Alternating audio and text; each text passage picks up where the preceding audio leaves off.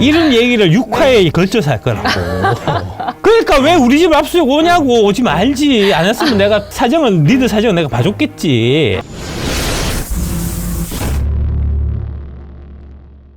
그 다음에 이제 그 임종석 얘기를 하겠습니다. 아니, 임종석은 지금 총선 나오면 안 돼. 아니, 무슨 뻔뻔하게 지금 총선 나와갖고 지금 국회의원 하겠다고 지금 설치부터 난 진짜 이해가 안 됩니다. 임종석 정계 은퇴 외 번복 불출마 요구 답하라 해서 안민석 의원이 직접 얘기한 겁니다. 3주 전에. 무엇보다도 본인이 수년 전에 정계 은퇴를 국민들께 약속을 했거든요. 그런데 이를 번복할 만한, 납득할 만한 이유를 설명하지 않고 계세요. 이런 부분에 대한 좀 해명이 우선적으로 선명하게 필요하다고 봅니다. 2019년 11월 17일 임종석은 정계 은퇴를 시사했습니다. 이때가 문재인 대통령 비서실장하고 한참 끝발이 좋을 때였는데 어느 날 뜬금없이 2020년 총선이 있으니까 당연히 총선 나갈 거라고 생각했는데 총선 앞두고 갑자기 정계 은퇴를 얘기를 한 거예요. 네. 경문협이라는 게 있습니다. 북측기업과 상품 소개 등 무역 상담을 지원하고 남북 간 통신 대행 등을 통해 장기적인 남북 교류 협력 사업을 추진하고자 학계, 경제계, 문화계 인사 100여 명이 발기인호 참여한 재단으로 임 전 실장이 이 경문협 이사장을 지내기도 했다는 거고요. 이거 하겠다고 그만뒀다는 겁니다. 근데 실제로 그렇겠습니까? 그럴 리가 있습니까? 다른 걸리는 게 있어서 그만둔 거지. 이것 때문입니다. 딸의 호화 유학. 임동아 씨라는 분이 시카고 이제 아트스쿨이라고 미국에서도 엄청나게 학비가 비싸기로 유명한 거기에 다니면서 인스타에 각종 명품도 어마어마하게 비싼 명품을 막 올리던 게 팔찌가 있잖아요. 1,580만 원짜리라는 겁니다. 이 돈이 어디서 났냐. 이때 임종석이 정계 은퇴를 선언했다는 겁니다. 그럼 임종석이 돈 많이 벌어갖고, 그 아빠가 돈 많이 벌어서 유학 보내고, 뭐, 그 돈 모아갖고, 1,180만 원짜리 좀 할 수도 있지라고 생각할 수 있잖아요. 근데 그 돈의 출처가 옵티머스 펀드 쪽에서 나온 게 아니냐 하는 의혹이 그때 제기가 됐었다고요. 옵티머스 창업자 이혁진이 이 임동아라는 그 이제 임종석 딸에 대한 유학비, 각종 명품을 사는데 드는 돈을 댄 게 아니냐 하는 그런 의혹들이 그때 당시에 제기가 되고 있었고 그 상태에서 급박하게 갑자기 정계 은퇴를 선언했다는 겁니다. 그리고 정계 은퇴를 선언했으면 그러면 정기 복귀할 때 정기 복귀 선언을 해야 될 거 아닙니까? 그때는 은퇴를 선언했지만 지금 내가 복귀를 하는데 이런 이유 때문에 다시 정기 복귀를 하겠습니다라고 얘기부터 하고 그 다음에 총선 공천 신청을 해야 순리에 맞는 거 아닙니까? 가세연이나 조선일보 같은 데서 이 얘기를 먼저 사실 꺼냈었던 거거든요. 펀드 사기 주범으로 보도돼서 피해를 봤다며 이혁진 전 옵티머스 자산운용 대표가 언론사들을 상대로 20억원 규모의 손해배상 소송을 냈지만 졌다는 거고요. 이 전 대표가 임종석 전 대통령 비서실장에 따라 유학비, 여행비, 명품비 등을 부담하고 그의 배우는 임 전 실장이 있다라고 방송했는데 이런 것도 다 손배소해서 패소했다는 겁니다. 이 왼쪽에 나와 있는 이분이 바로 이혁진입니다. 문재인 대통령이 이제 2012년에 나왔다가 낙선하시고 2017년에 당선되신 거잖아요. 2012년에 그 낙선했을 때 그때 대선 후보 할 때 그때 수행했다는 겁니다. 이때의 금융특보였어요. 민주당이 윤 총장을 치기 시작한 계기가 많은 분들이 조국 사태라고 알고 계시는데 조국 수사가 아니고 그 이후에 옵티머스 사건이 터지면서부터입니다. 임종석 관련해서 이런 얘기들 나오고 이 옵티머스 관련해서 검찰이 수사를 착수하려고 하는 그 무렵에 이게 문제가 불거진 거고요. 그 다음에 추미애 법무부 장관이 들어온 게 아마 조국 물러나고 그다음에 추미애 장관 들어왔잖아요. 들어와서 맨 처음 한 게 뭡니까? 남부지검 없앴다고요. 남부지검을 없애야지 옵티머스 조사를 못하니까. 여러분들이 완전 잘못 알고 계신 거예요. 나는 그 현장에 다 있었다고요. 나는. 그래서 나는 생생 다 기억하지.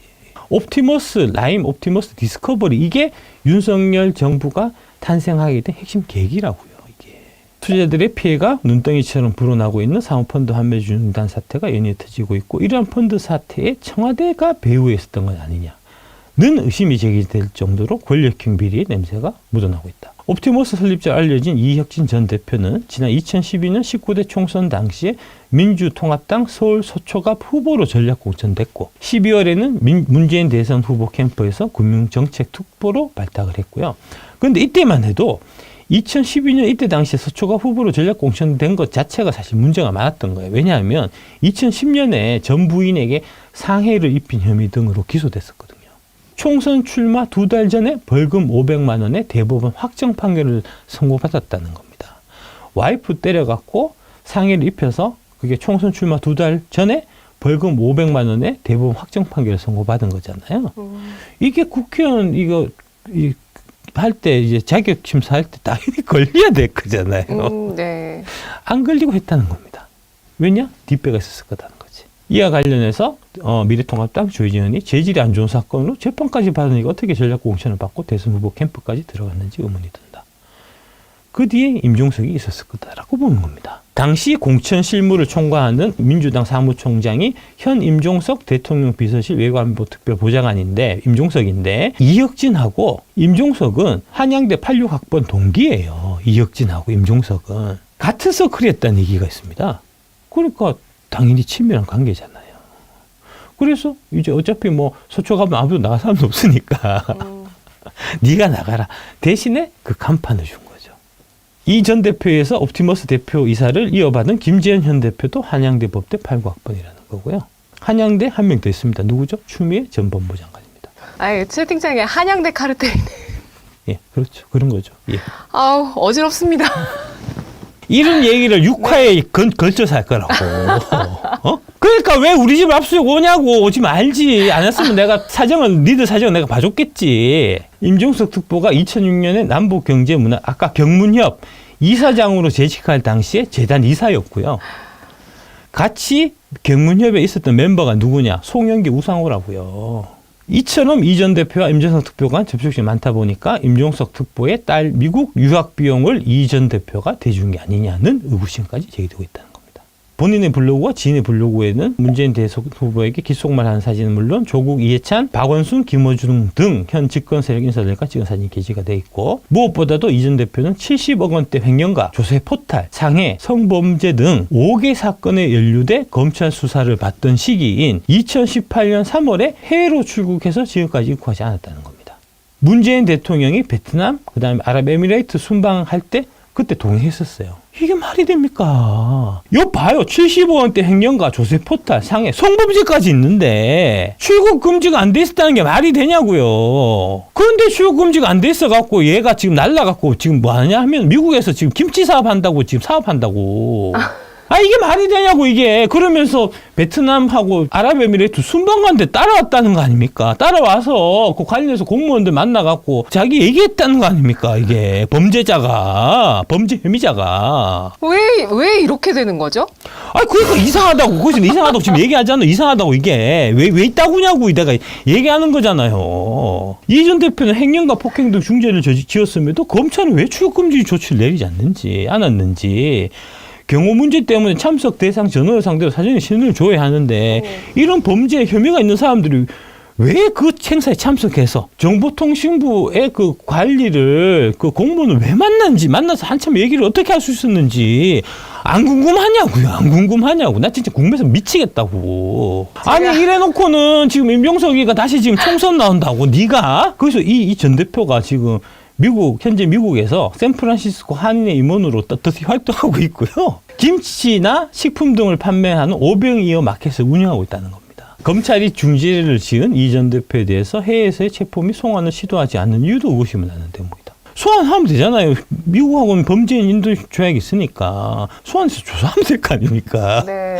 안 한다고 진짜.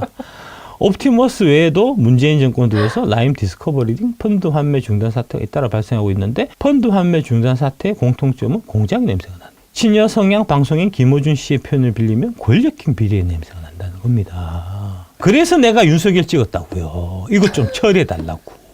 나 궁금해갖고 내 궁금증 해결하고 싶어갖고 윤석열 대통령 찍었다고. 내가 라임 옵티머스 디스커버리 때문에 1조 6천억 원 규모의 환매가 중단된 라임 자산 운용의 경우에 금융감독원 출신 김정훈 전 청와대 경제수석실 행정관이 라임의 돈줄로 알려진 김봉현 전 스타모빌리티 회장에게 뇌물을 받고 구속됐고, 금융감독원이 이 업자들한테 뇌물 받아서 구속된 사건, 이게 금융위원회 간부 유재수가 사모펀드 애들한테 뇌물 받고 했었던 그거와 같은 맥락이잖아요. 그러니까 문재인 정부 당시에 금융감독원, 금융위원회 이런 금융당국이 얼마나 썩어 있었는지, 뿌리 깊게 썩어 있었는지가 여기서 다 드러나는 겁니다, 이게. 민주당 K의원과 20대 민주당 부산지역 국회의원이었으나 21대 총선에서 낙선한 K 전 의원, 21대 민주당 소속 비례대표 국회의원 L 의원, 전 민주당 소속 서울시의원 K씨, 전 열린우리당 부대변인 K씨 등의 이름이 오르내리고 있다. 하지만 관련해서 지금 제대로 처벌한 사람들은 없고 그냥 다 넘어갔다는 거죠. 디스커버리 자산운용 대표 장하은 씨는 장하성 전 청와대 정책실장의 동생으로 알려지면서 특혜 의혹받고 있다. 이것 때문에 장하성 실장이 그만둔 거예요. 이 디스커버리 펀드 건 때문에. 이익하고 있었다고 지난 정부에서. 이러니까 사모펀드가 해결이 되냐고.